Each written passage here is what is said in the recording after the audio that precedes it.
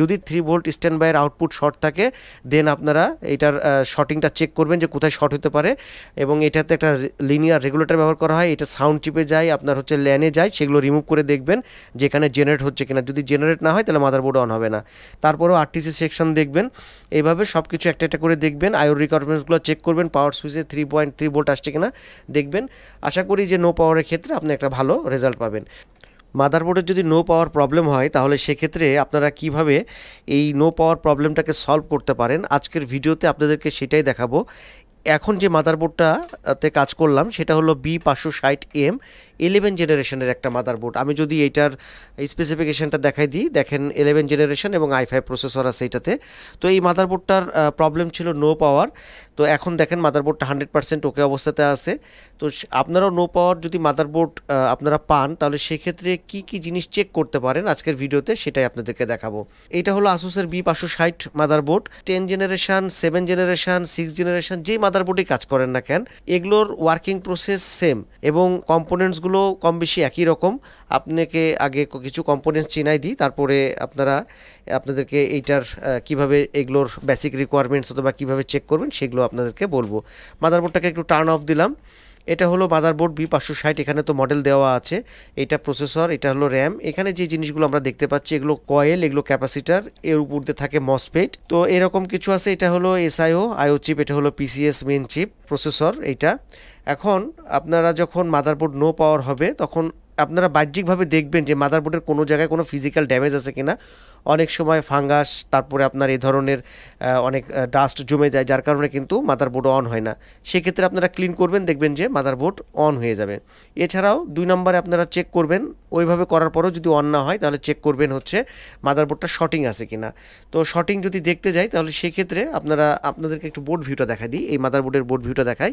প্রথমে মাদারবোর্ডে যখন আমরা ATX কানেক্টারে আমরা কানেক্টারটা দিই, তো এখানে বেশ কয়েকটা এই সব পয়েন্টে বেশ কয়েকটা আপনার আলাদা আলাদা মান আছে, যেমন 3 ভোল্ট আছে, 12 ভোল্ট আছে, 5 ভোল্ট স্ট্যান্ড বাই আছে, পিএসও অন আছে। কোনটাতে কোনটা হয় যদি সেটাও আমরা দেখতে যাই তাহলে এখান থেকেও দেখা যাবে বোর্ড ভিউ থেকে, অথবা আপনাদেরকে ডায়াগ্রাম থেকেও যদি দেখাই।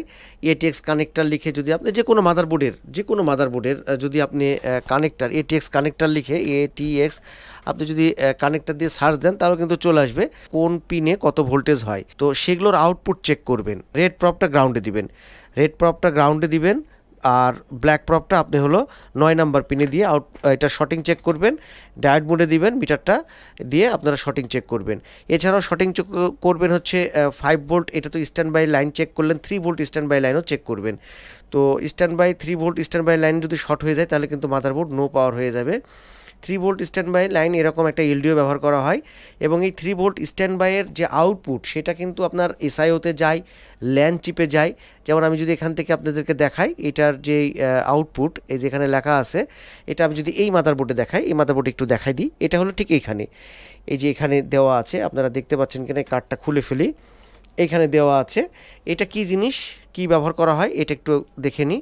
এটা ব্যবহার করা হয় হচ্ছে দেখেন low drop out linear regulator একটা ব্যবহার করা হয়। এটার ইনপুটে 5 ভোল্ট স্ট্যান্ড বাই আসবে, খুব ইজি, এবং আউটপুটে এটা 5 ভোল্ট স্ট্যান্ড বাই আসবে এবং আউটপুটে হলো 3 ভোল্ট স্ট্যান্ড বাই হয়ে যাবে। যদি কোনো কারণে এর আউটপুটে যদি শর্ট যদি হয় তাহলে কিন্তু মাদারবোর্ড অন হবে না। তো সেক্ষেত্রে আমাদের 3 ভোল্ট স্ট্যান্ড বাইও জেনারেট হবে না। তো আপনারা দেখবেন যে এটার আউটপুটে 3 ভোল্ট স্ট্যান্ড বাই তৈরি হচ্ছে কিনা। তো এখানে আমি একটু মিটার দিয়ে আপনাদেরকে দেখাই দিই জিনিসটা। আপনারা এরকমভাবে মিটার দিবেন ভোল্টে, আর এইটা আপনি দিবেন হচ্ছে গ্রাউন্ডে দেওয়ার পরে এটা দিবেন হচ্ছে এটার আউটপুটে, মানে 3 ভোল্ট স্ট্যান্ড বাইয়ের আউটপুটে। আমি দেখাই দিচ্ছি আপনাদেরকে। আমি এটা হচ্ছে গ্রাউন্ডটা আমি দিয়ে নিই, গ্রাউন্ডে প্রপটা রাখছি। এবার আমি এখানে পাওয়ারটা দিচ্ছি, পাওয়ার দিলাম। এই 3 ভোল্ট স্ট্যান্ড বাইটা জেনারেট হচ্ছে কিনা সেটা আপনারা দেখবেন। যদি 3 ভোল্ট স্ট্যান্ড বাইটা জেনারেট না হয় তাহলে কিন্তু আপনার মাদারবোর্ড কোনোভাবে অন হবে না। পাওয়ার সাপ্লাইয়ের ATX কানেক্টরে যে 5 ভোল্ট স্ট্যান্ড বাই আছে সেটা থেকে কনভার্ট হয়ে 3 ভোল্ট, এটা হলো আপনার অ্যাডজাস্ট পিন, এবং এইটার যে এই পিনটাতে এটাতে আসবে 5 ভোল্ট এবং কনভার্ট হয়ে হবে হচ্ছে 3 ভোল্ট। তো এইটা দেখবেন যদি কোনো কারণে আপনার শর্টিং থাকে আউটপুটে, 3 ভোল্ট স্ট্যান্ড বাইয়ের আউটপুটে শর্টিং থাকে তাহলে 3 ভোল্ট স্ট্যান্ড বাই তৈরি হবে না। সেক্ষেত্রে কিন্তু আপনার মাদারবোর্ড কোনোভাবে টার্ন অন হবে না। তো এইটার আউটপুটে যদি যায়, দেখেন এটা হলো ল্যান চিপ এবং ল্যানের এক প্রান্তে আপনার আসবে হচ্ছে 3 ভোল্ট স্ট্যান্ড বাই, এবং দেখেন আর এক প্রান্ত চলে গেছে ল্যান চিপে। সো যদি কোনো কারণে মাদারবোর্ড নো পাওয়ার হয় তাহলে সেক্ষেত্রে অবশ্যই আপনারা ল্যান চিপটাকে অনেক সময় রিমুভ করে দেখবেন যে 3 ভোল্ট স্ট্যান্ড বাইটা জেনারেট হয়ে গেছে। যদি জেনারেট না হয় সেক্ষেত্রে তো আপনারা এভাবে 5 ভোল্টের আউটপুট, 3 ভোল্টের আউটপুট এভাবে চেক করবেন।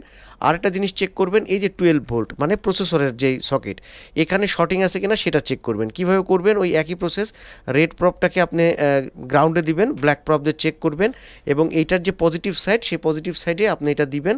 অবশ্যই প্রসেসরটাকে আপনি ডিসকানেক্ট রাখবেন, রাখার পর এখানে ইম্পিডেন্স শো করবে। যদি ইম্পিডেন্স উঠে দ্যাটস মিন কোনো শর্ট নাই, যদি লো ইম্পিডেন্সের সাথে বিপ দেয় দ্যাটস মিন আপনার এখানে মসফেট শর্ট আছে। রিসেন্ট আমি এটার উপর একটা ভিডিও করছি, আপনারা সেই ভিডিও দেখলেও এটা বুঝতে পারবেন। আমি ঠিক এটার অবস্থাটা দেখা দিচ্ছি কোন জায়গাতে কিভাবে হয়। এটা আপনারা চেক করবেন হচ্ছে ঠিক এভাবে, এই যে এটিএক্স কানেক্টর আছে, এই এটিএক্স কানেক্টরে আচ্ছা আজান দিচ্ছে, আজানটা দিয়ে নিক। আজান দেওয়ার পরে আমি আবার ভিডিওর শেষ অংশে আবার আসতেছি। আজানের পরে আবারও ভিডিওর শেষ অংশে চলে আসলাম। তো আপনারা চেক করবেন 12 ভোল্টের এই লাইন, 12 ভোল্টের লাইন, প্রসেসরের লাইন, যে এখানে কোনো লো ইম্পিডেন্সের সাথে বিপ দেয় কিনা। যদি বিপ দেয় তাহলে এই মসফেটগুলোর ভিতরে শর্ট হয়ে যায়, আর এই মসফেট যদি শর্ট হয়ে যায় তাহলে কিন্তু আপনার মাদারবোর্ড টার্ন অন হবে না, আপনি সুইচ করবেন অন হবে না। সেক্ষেত্রে আপনারা এই যে 12 ভোল্ট এটাকে রিমুভ করে দেখবেন যে অন হচ্ছে কিনা অথবা শর্ট আছে কিনা সেটাও চেক করতে পারেন। আর নো পাওয়ারের ক্ষেত্রে সবচেয়ে বড় আরেকটা সেকশন কাজ করে, সেটা হলো আরটিসি সেকশন মাদারবোর্ডের। যদি কোনো কারণে আপনার মাদারবোর্ডের আরটিসি সেকশন বন্ধ হয়ে যায় তাহলে কোনোভাবে আপনি মাদারবোর্ডকে অন করতে পারবেন না। তো আরটিসি সেকশন দেখার জন্য এটা কত হয় বলেন তো? এটা হলো 32.7 কিলোহার্টজ ক্রিস্টালে, এবং এটা কিভাবে হয় এটার উপরে আমার এর আগে বেশ কয়েকটা ভিডিও দেওয়া আছে আপনার হচ্ছে যে 32.7 কিলোহার্টজের ক্রিস্টাল এবং কিভাবে কাজ করে না করে।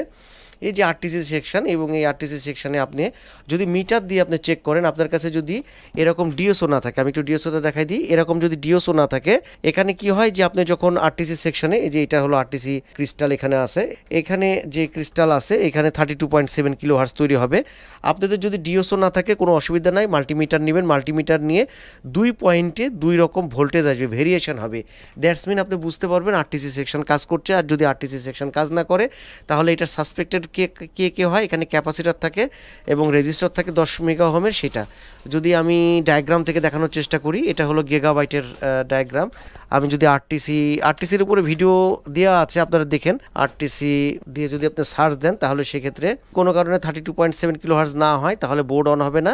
আর বোর্ড না অন হলে আপনি এই 32.7 কিলোহার্টজ ক্রিস্টাল এর পাশে যে ক্যাপাসিটার, এই জিনিসগুলো চেক করবেন আর কি। আমি একটু দেখাই দিচ্ছি আপনাদেরকে, এখানে 32.7 কিলোহার্টজ লিখি। তো এটা অবশ্যই আপনাদেরকে চেক করতে হবে, এটা কোনো অবস্থাতে ভুল করা যাবে না। এই যে 32.7 কিলোহার্টজ, এটাতে থাকে হচ্ছে আপনার একটা ক্রিস্টাল দেওয়া থাকে আর একটা 10 মেগা ওহমের একটা রেজিস্টার থাকে। এটার মান যদি চেঞ্জ হয়ে যায় তাও মাদারবোর্ড অন হবে না। আর যদি এই ক্রিস্টালটা প্রবলেম হয় তাও মাদারবোর্ডটা অন হবে না। তাহলে সেক্ষেত্রে মাদারবোর্ডটা না অন হলেও অবশ্যই আপনারা 32.7 কিলোহার্টজ মানে ক্লক সেকশনটা, আরটিসি সেকশনটা অবশ্যই আপনারা চেক দিবেন। আচ্ছা, মাদারবোর্ড অন নাও হতে পারে যদি আপনার এসআইও মানে আয়োর যদি রিকোয়ারমেন্টস ফুলফিল না হয়। আয়োর রিকোয়ারমেন্টস যদি ফুলফিলের কথা বলি, আয়োর বেসিক কিছু রিকোয়ারমেন্টস আছে, সেগুলো আপনারা দেখবেন 3 ভোল্ট স্ট্যান্ড বাই জেনারেট হওয়ার পরে আপনাদেরকে চেক করতে হবে। তো আয়োর কিছু বেসিক রিকোয়ারমেন্টস আছে, ভোল্টেজের মধ্যে এর স্ট্যান্ড বাই ভোল্টেজটা লাগে, সেই স্ট্যান্ড বাই ভোল্টেজ থাকবে। আর অনেকগুলো ভোল্টেজ আছে, আয়োর কি ভোল্টেজ লাগে সেটা যদি আপনারা বলেন তাহলে সেক্ষেত্রে আমি ওটা আলাদা ভিডিও করব, কারণ আজকের এই ভিডিওটাতে যদি আমি আয়োর রিকোয়ারমেন্টস বলতে যাই তাহলে ভিডিও কিন্তু অনেক বড় হবে। তো আয়োর যে বেসিক রিকোয়ারমেন্টস আছে সেই রিকোয়ারমেন্টসগুলো অবশ্যই ফুলফিল হতে হবে। আপনাদেরকে অন না হলে আরও দেখতে হবে এই আয়োর ভিতরে একটা পিন আছে, পিএস ইন এবং পিএস আর, আমি এখান থেকে দেখাই। এই পিনে মানে 3.3 ভোল্ট সুইচে আসতেছে কিনা, এই যে মাদারবোর্ডের যে সুইচ, সেই সুইচে আপনার 3.3 ভোল্ট আসতে হবে। যদি না আসে তাহলে কিন্তু মাদারবোর্ড অন হবে না। আমি দেখেন সুইচে একটা প্রব রাখছি, আমি দেখা দিচ্ছি আপনাদেরকে, এখানে 3.3 আছে। এই 3.3টা আপনার যখন আমরা সুইচ করব তখন এখানে হাই লো হাই হবে, এটা পিএস ইন নামে হবে এবং পিএস আউট নামে এটা কিন্তু আবার বের হয়ে যাবে। তো এই দুটা পিনে কাজ হচ্ছে কিনা সেটা আমরা দেখব। সেটা এই নবটনের এই আয়োতে হচ্ছে আপনার কত নাম্বার পিনে আছে সেটা এখান থেকে দেখা যাবে। আপনি চাইলে এখান থেকে দেখতে পারেন অথবা ডায়াগ্রাম থেকেও দেখাই দিতে পারবো। তো এই পিনগুলোতে দেখবেন, যেমন পিএস ইন আমি দেখাই, এই যে পিএস ইনে হলো 3.3 ভোল্ট থাকবে এবং আপনি যখন সুইচ করবেন তখন 3.3, এটাও হাই লো হাই হবে, হাই লো হাই যদি না হয় তাহলে বুঝতে হবে যে আয়োর রিকোয়ারমেন্টস ফুলফিল হচ্ছে না, তখন আয়োকে চেক করতে হবে। আর সেক্ষেত্রে কিন্তু মাদারবোর্ডও অন হবে না। তো মাদারবোর্ড যদি অন না হয় তাহলে সেক্ষেত্রে আমরা কিন্তু একটা নির্দিষ্ট জায়গাতে থেকে বলতে পারবো না যে মাদারবোর্ডের এই জায়গাটাতে এই কাজটা করলে মাদারবোর্ড অন হয়ে যাবে।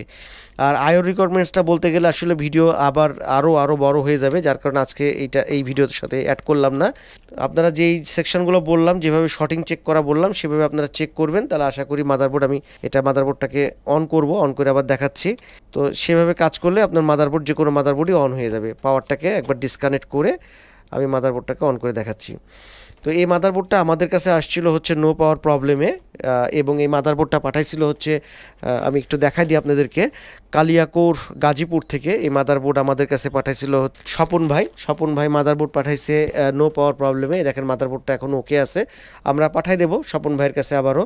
আর এই মাদারবোর্ডের আসলে খুবই সিম্পল প্রবলেম হয়েছিল, তো সেইটা আপনারা জানতে চাইলে অবশ্যই আমাকে নক করেন অথবা কমেন্ট করেন, সেটাও আমি আপনাদেরকে জানাই দেবো, কোনো অসুবিধা নাই। যে মাদারবোর্ড 11 জেনারেশন i5 এবং মাদারবোর্ডের মডেল হচ্ছে B560, নো পাওয়ার প্রবলেম, একদম ওকে। তো আপনাদেরকে বেসিক কিছু রিকোয়ারমেন্টস বললাম, এই রিকোয়ারমেন্টসগুলো আপনারা চেক করবেন। আর এগুলোর যে ভোল্টেজ, কোথায় কোন ভোল্টেজ হবে, এইটার উপরে আসলে আমি অনেকগুলো ভিডিও করছি, তো আজকে আর সেটা বলবো না। যেমন DDR4 এই মাদারবোর্ডের র্যাম ভোল্টেজ হবে 1.2, এখানে একটু প্রপটা নড়ে গেছে, আমি প্রপটা একটু দিয়ে দিই। তো এখানে র্যামের ভোল্টেজ হবে হলো 1.2 যেহেতু DDR4।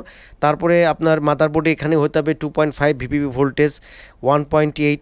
কোথায় কোন ভোল্টেজ হবে এখান থেকে আপনারা দেখতে পারবেন, এই জায়গাতে থাকবে VCC, এসে থাকে, আইও থাকে, এই ভোল্টেজগুলো হতে হবে। CPU কোর হতে হবে, এই মাদারবোর্ডের এই পাশে যে মসফেটগুলো আছে, কয়েলগুলো আছে, এগুলো হচ্ছে CPU কোরের। আর এই পাশে আছে ঠিক সকেটের দিকে, ফ্যানের সকেটের দিকে আছে GFX কোর। যদি বোর্ড ভিউ থেকে একটু দেখি, আর আসুসের মাদারবোর্ডের কিন্তু বোর্ড ভিউ দেখে আপনাদেরকে কাজ করতে হবে। আর এই বোর্ড ভিউগুলো আপনারা পাবেন হচ্ছে ভিনাফিক্সে আপনারা এগুলো অ্যাভেলেবল পাবেন। এটা হলো মাদারবোর্ডের দেখেন সব কিছু, এবং এখানে কী লেখা আছে, VCC GT মানে গ্রাফিক্স কোর, তারপরে দেখেন VCC কোর, এখান থেকে দেখায় ভি কোর মানে এটা হলো CPU কোর, এবং এটা যাচ্ছে কোথায়, সিপিউর কোন কোন পোর্শনে যাচ্ছে সেটা CPU কোর থাকবে এখানে। আর এই পাশে থাকবে হলো VCC IO এবং VCC SA, দেখেন এখানে লেখা আছে VCC SA, যেটা আপনার তৈরি হয়ে হচ্ছে VDDQ মানে র্যাম ভোল্টেজ থেকে, এবং এখানে আছে হলো VCC IO। এটা কিন্তু শর্ট দেখার দরকার হয় না, শর্টিংয়ের ক্ষেত্রে আপনাদের এগুলো চেক করতে হবে না। আপনারা চেক করবেন 5 ভোল্ট স্ট্যান্ড বাই, এইটার আউটপুট লাইনটা চেক করবেন, যদি অন না হয় 3 ভোল্ট স্ট্যান্ড বাই যদি না হয়, এইটার আউটপুটটা আছে কিনা। তারপরে এখানে 5 ভোল্ট স্ট্যান্ড বাইটা আসবে, আসার পরে এটা 3 ভোল্ট স্ট্যান্ড বাইটা হবে। যদি 3 ভোল্ট স্ট্যান্ড বাইয়ের আউটপুট শর্ট থাকে, দেন আপনারা এটার শর্টিংটা চেক করবেন যে কোথায় শর্ট হতে পারে। এবং এটাতে একটা লিনিয়ার রেগুলেটর ব্যবহার করা হয়, এটা সাউন্ড চিপে যায়, আপনার হচ্ছে ল্যানে যায়, সেগুলো রিমুভ করে দেখবেন যেখানে জেনারেট হচ্ছে কিনা। যদি জেনারেট না হয় তাহলে মাদারবোর্ড অন হবে না। তারপরেও RTC সেকশন দেখবেন, এইভাবে সব কিছু একটা একটা করে দেখবেন। আয়োর রিকোয়ারমেন্টসগুলো চেক করবেন, পাওয়ার সুইচে 3.3 ভোল্ট আসছে কিনা দেখবেন। আশা করি যে নো পাওয়ারের ক্ষেত্রে আপনি একটা ভালো রেজাল্ট পাবেন। তো এইটা ছিল আসুসের B560 মাদারবোর্ডের উপরে ভিডিও। এছাড়াও আমি আরেকটা ইনফরমেশন দিই, এই মাদারবোর্ডের কিন্তু বায়োসের যদি প্রবলেম হয় সেক্ষেত্রেও কিন্তু নো পাওয়ার হয়ে যেতে পারে।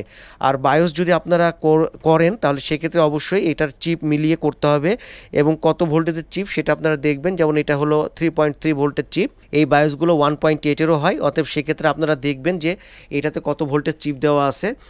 আর বায়োস, এই মাদারবোর্ডের বায়োস করার সিস্টেমটা কিন্তু একটু আলাদা। যদি আপনারা বায়োস করার সিস্টেমটা জানতে চান অবশ্যই কমেন্ট করেন, আমি আসুসের উপরে বায়োস কিভাবে প্রোগ্রাম করতে হয়, মানে আপনারা সার্ভিস সাপোর্ট থেকে ডাউনলোড করে কিভাবে প্রোগ্রাম করে এটা রেডি করতে পারেন সেটা আপনাদেরকে দেখাই দেব। কারণ বায়োসের প্রবলেম হলেও কিন্তু নো পাওয়ারের সমস্যা হতে পারে। তো এভাবে আসলে একটা নির্দিষ্ট কোনো যেহেতু বিষয় না যে এইটা করলেই হয়তো বা মাদারবোর্ড রান হয়ে যাবে, অনেকগুলো ইস্যু থাকে যার কারণে মাদারবোর্ড নাও অন হতে পারে। আমি চেষ্টা করলাম বেশ কিছু জিনিস আপনাদেরকে জানানোর জন্য। জানি না কেমন লাগছে আজকের ভিডিওটা, যদি ভালো লাগে অবশ্যই লাইক দিয়ে দিবেন। আর আমাদের ছোট্ট চ্যানেলে যদি আপনি নতুন হয়ে থাকেন, সাবস্ক্রাইব যদি না করে থাকেন, অবশ্যই সাবস্ক্রাইব করে আমাদের সাথে এবং পাশেই থাকবেন।